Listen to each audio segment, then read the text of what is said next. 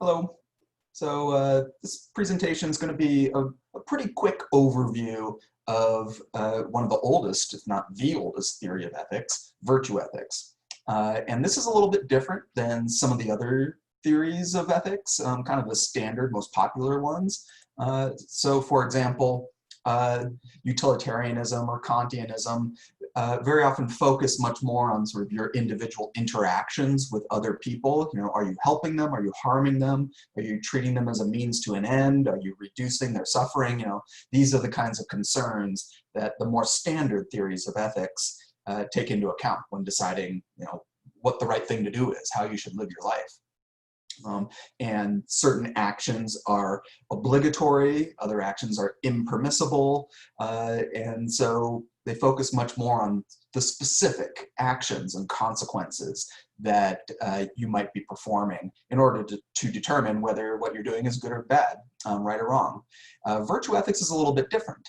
It instead focuses kind of on your whole person, your own personal character. What kind of a person are you? Now, if you are a virtuous person, then chances are good that you'll do the right thing in terms of these other theories of ethics, that you will tend to reduce suffering in the world, you'll create happiness in the world, you'll treat people with respect and those sorts of things. But that's not the determinant of whether you're on the right track according to virtue ethics. And so this is attributed, the person who sort of spelled this out in the most detail, and now we've inherited it, it's attributed to Aristotle, but certainly there are other sort of famous classical Greek thinkers that were also very concerned with virtue ethics, Plato and Socrates and folks like that. The ultimate goal of virtue ethics, of course, it's, you know, to be good, but more specifically, it's to achieve this state of being. And the term from Greek is eudaimonia, and there's not any neat and tidy translation of that word, of that term, into English. Sometimes it's just translated as happiness, but then that makes it sound kind of like utilitarianism, so I kind of shy away from that translation. The one that I prefer is something more like flourishing. So the idea is that you want to be the best possible person that you can be. And if you do that, then you will flourish. It sort of doesn't matter what else is going on around you, what your circumstances are, you will be the best you can be. And then as a kind of a side effect of that is you will also be a happy person. But this happiness itself is not so much the goal. It's more to be a virtuous person. Okay, so the virtues then are what are going to get you there. You will be a virtuous person if you incorporate and display the virtues into your personality. So, you know, there's common virtues like the seven, as opposed to the vices, and the vices would be things like the 7 deadly sins or something like that, you know, or cowardice, greed, laziness. Those are unvirtuous things, right? Those are the vices. On the other hand, the virtues, these are the good personality traits. So things like honesty, courage, loyalty, those are the virtues. And when you have the virtues, when you've incorporated them into your personality, into your being, then you yourself will be better, but you'll also end up sort of making everybody else around you better, maybe even making the world better by being a virtuous person. Okay, so one way of approaching sort of figuring out what the virtues are and kind of explaining the theory is to first think about that there's these sort of categories of human experience, for lack of a better term, these kinds of situations that everybody's going to be facing throughout their life. And here's just a very limited list. This list could go on and on and on. There's all kinds of different situations. And there's maybe overlap between these different categories, but things like facing dangers or facing some kind of a risky situation or a risky decision of some kind. Certainly, all the time we're communicating with people and coordinating our efforts with people.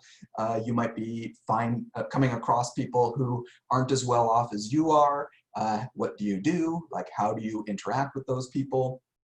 Trying to decide on what to do with your life, you know, what kind of educational path to pursue, what kind of career path to pursue. You're at a party, right? It's time to enjoy yourself. And so you should do that in a virtuous way. You should not sort of display the vices, even though it's sort of time to let loose and, let off some steam and kind of, maybe do some things that you wouldn't normally do in your professional life. But nevertheless, you still want to be virtuous when doing that. You're involved in some kind of a group effort.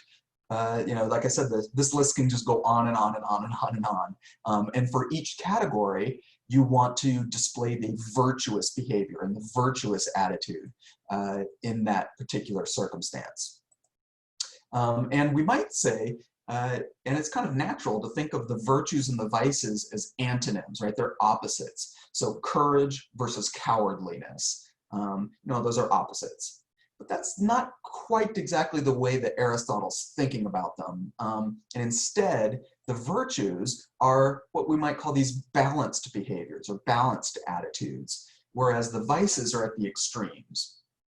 So if you are displaying any kind of extreme behavior or extreme attitude, extreme personality trait, chances are you're leading into the vices, the bad ways to be. And the virtuous person is somebody who stays away from those extremes and stays more balanced. And so this idea of balance is a key concept in virtue ethics.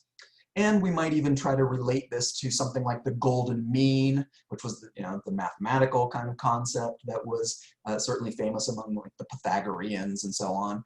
But somehow that there's this proper balance, the golden mean, that's the halfway, or maybe not quite halfway, somewhere in between the two extremes. That's the place to be. That's the proper place. So let's look at a couple of examples to make that a little clearer. Here's sort of the most famous one that Aristotle talked about. You're in a situation, you're facing dangers or some kind of risky situation one way or another. And so you want to be courageous, right? That's the virtuous attitude, is to display courage and to just be courageous, not just display it, but for it to be part of your personality. And so this is a balance between extremes. Cowardly, that's the clear vice, right? That's the one that's clearly not the virtuous behavior and the virtuous attitude. But and so that's at the low extreme of courage. But over at the high extreme of courage, that's also a vice. That's being foolhardy, right? That's taking too many risks, unnecessary risk, so that you're in danger of harming yourself or even dying. And so you can't flourish, you can't achieve eudaimonia if you are seriously injured, or of course if you're dead. The way that Aristotle would have thought of this is, remember he's back during the time of city-states, and there were all sorts of different wars that were going on. And so imagine you've got the two armies sort of facing each other across the battlefield. The battle hasn't started yet, but all the soldiers that are going to be involved, they need to be courageous in order to achieve their goal and to be a properly virtuous soldier, warrior. But now imagine that one person in one of the armies decides that they're not going to wait for the general signal. Instead, they're just going to run out on the battlefield all by themselves and take on the opposing army alone. Well, that's courageous, right? There's a sense in which that takes a lot of courage to do that, but it's stupid courage, right? You're not going to achieve anything of value really doing that, and you're almost certain to die. You're not going to help your side to win that way, and so that's being foolhardy. The examples that I pulled out here, just to give us a little a visual example, the foolhardy person that I picked here is Alex Honnold. He is a free solo climber. So notice he's on this climbing wall. This is a few hundred feet up that he is. He has no safety gear at all. That takes a tremendous amount of courage. But it's kind of dumb, right? There's a very high probability of him dying in doing that. Now he's very careful, as you can be under these circumstances. So he manages it. But any kind of sort of extreme athletes like this seem like they're maybe displaying too much courage. They're not the properly virtuous amount of courage. At the other end, kind of hard to think of sort of specific examples from movies or whatnot that are good examples that are cowardly folks. But this is corporal from the movie Saving Private Ryan. You might remember it. Once the battle started, he just went and hid, and he was absolutely no help at all. So he's not a good soldier because he's cowardly, which, under the circumstances, it's hard to blame him. But nevertheless, that's not sort of the properly virtuous warrior or soldier kind of attitude. In the middle here, we have King Leonidas from the movie 300. King Leonidas was a real person, and actually people like Aristotle did think of him as very virtuous, sort of had Leonidas in mind as a role model here. Definitely courageous, but definitely not foolhardy, right? He wanted to protect his people in the right way, and protect them against dangers and be willing to take on an opposing army, but nevertheless not taking unnecessary risks, because that's not virtuous. Okay, I think you get the idea on that one. Here's just another example. Something like self-improvement. Homer Simpson clearly has no interest in self-improvement at all.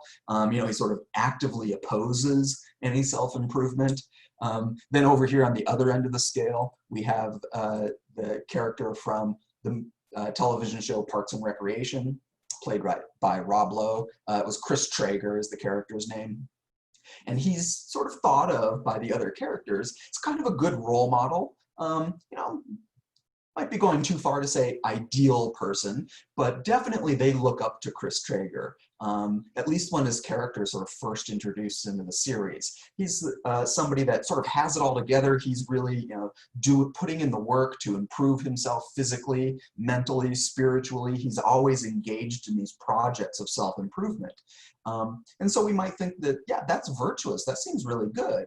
But the more we learn about this character, we realize that he's actually taking this too far. He's taking it to an extreme. So he's actually obsessive about these self-improvement programs, to the point at which we learn finally that he's actually a very fragile person. If his self-improvement programs don't work out as expected, he just sort of collapses and doesn't know how to continue living his life. So that's not, it turns out, properly virtuous. The proper virtue is somewhere in the middle, and I've got question marks here because I'm not sure what vocabulary word to use to apply to the properly virtuous person who's pursuing self-improvement. And trying to think of a particular character that I could pull an image of them off the internet to put in here. Yeah, I'm also not quite sure, which maybe is sort of interesting that we don't have an obvious vocabulary word for that.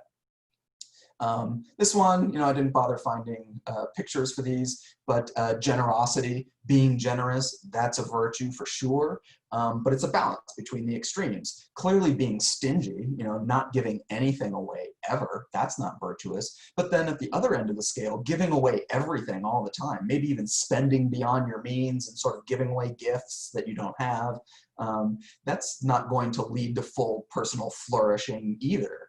That's not going to make things better. That's not going to make you virtuous and achieve eudaimonia, because now you're in debt or you're in extreme poverty, right? You just can't support yourself because you've given everything away. Okay, so virtue is a balance between extremes, and the extremes are the vices. So just to kind of sum that up so far, within each category, you want to adopt the properly virtuous, balanced attitude.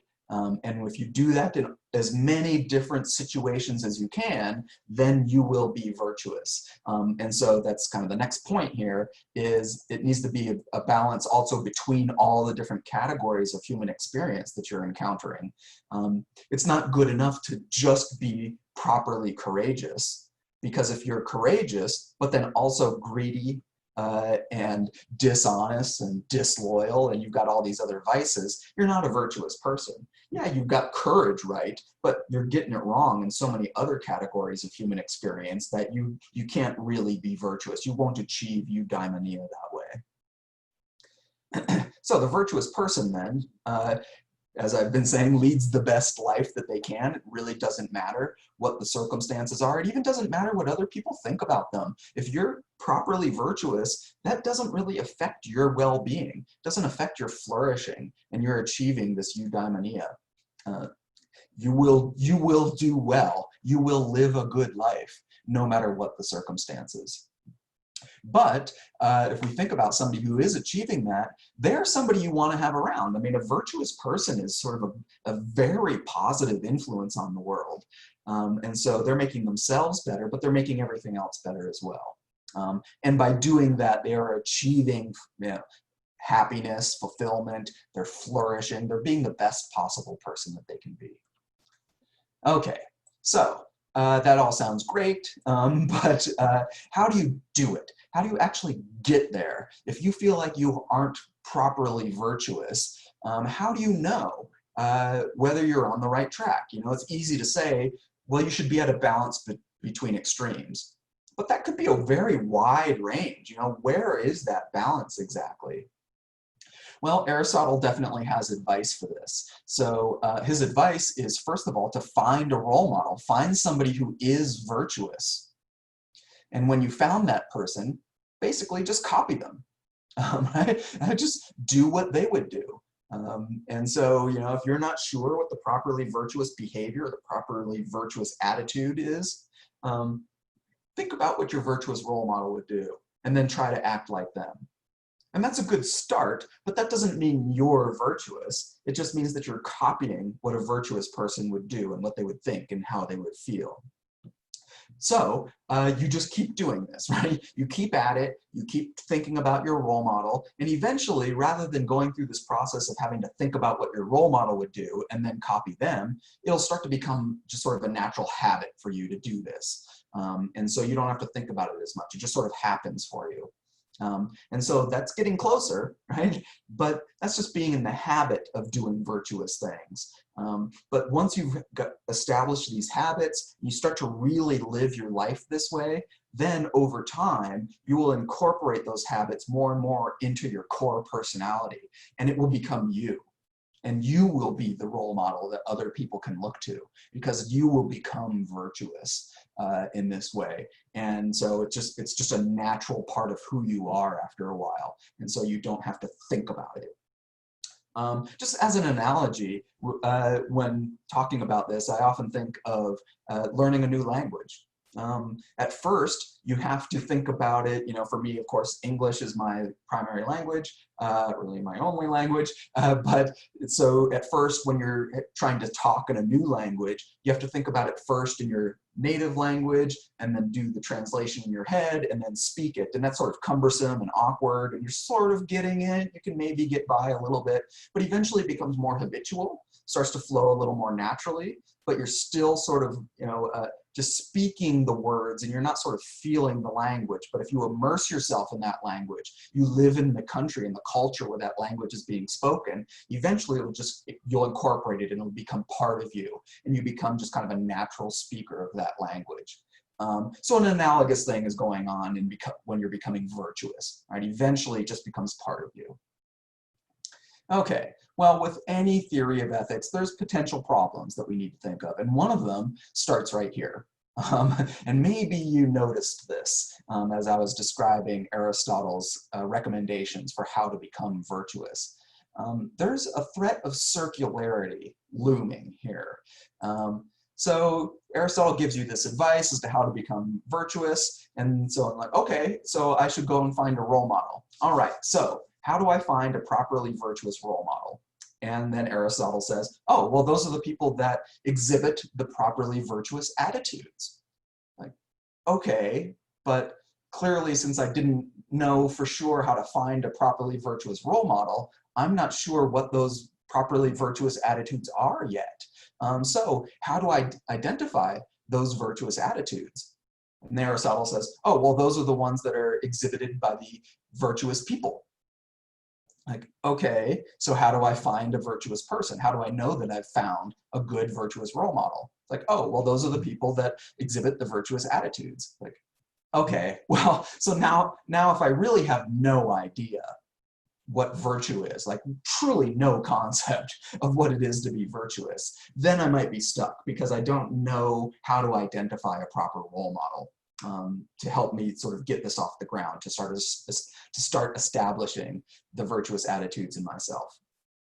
Um, and there's been debate over the years of whether this is a very serious problem or not, because we might say everybody kind of gets it, right? We kind of understand what a virtue is. We kind of understand what the vices are. So we're not completely ignorant of what virtues are and what a virtuous person is like. And so maybe we don't on our first try pick the very best role model, and it could be that we need to pick multiple role models because there might not be anybody that we can find that is virtuous in all ways. And so maybe this isn't such a big problem. We can figure it out. Another potential problem is a threat of cultural relativism. That's from another presentation, another reading for my classes, cultural relativism, when we talked about a wide variety of problems associated with cultural relativism. But virtue ethics could potentially slide into that a little bit, because who's going to count as the properly virtuous role model in one culture might be quite different in a different culture. So before I had King Leonidas up there, in the Spartan culture. Well, a Spartan culture has somewhat different priorities than another culture, than Athenian culture, right? Athenian culture, just to kind of play off the stereotype that they talked about in the movie 300 and elsewhere, it's more artistic, more intellectual virtues are emphasized, whereas in the Spartan culture, kind of the warrior virtues, and strength and fortitude, those are the things that are really emphasized in the Spartan culture. So which is the right virtuous attitude to be displaying when it comes time to face dangers or to live your life and self-improvement and so on? Well, the Athenians and the Spartans might come to different conclusions there. And we don't have necessarily some sort of overarching theory to tell us which is closer to being on the right track, the Spartans or the Athenians. So this is a potential problem. Again, it's not clear how deep and serious this problem is, but it's something we'd have to think about. And then here's another one. Should we say that everyone should be properly virtuous, right? Should everyone be trying to achieve this sort of relatively perfect balance in their lives? And that's actually worth noting that full, perfect virtue, that's maybe unattainable, but it's sort of an ideal goal that we should all be moving towards. That's kind of what this theory is telling us. But back to this problem, should everybody be trying to move towards this ultimate goal of ideal balance in their lives? Or does it make sense for some people to be kind of extreme, maybe ignore some of the virtues and focus on only a few things, and really pursue those to a very high degree. Or, like I said, to be very extreme in some situations. Perhaps there's some value to having people in our society who are willing to forego this full eudaimonia state of being, this complete fulfillment of themselves and flourishing of themselves in order to achieve something really tremendous. And so, think of some of the famous people, whether they're famous athletes or famous artists of some kind or famous scientists. We might look at their lives and say, well, from the point of view of virtue ethics, they are not necessarily very virtuous, and they're maybe not very balanced. In fact, they might be fairly obsessive, right? This is all they do. They've chosen one path in their life, and they are taking it to the absolute maximum, and taking it as far as they possibly can. So that's not really the virtuous way of living your life, but there might be some value there, right? There might be some reasons for thinking that we want people like that in our society, at least some. Okay, so I will go ahead and stop there. Thanks for listening.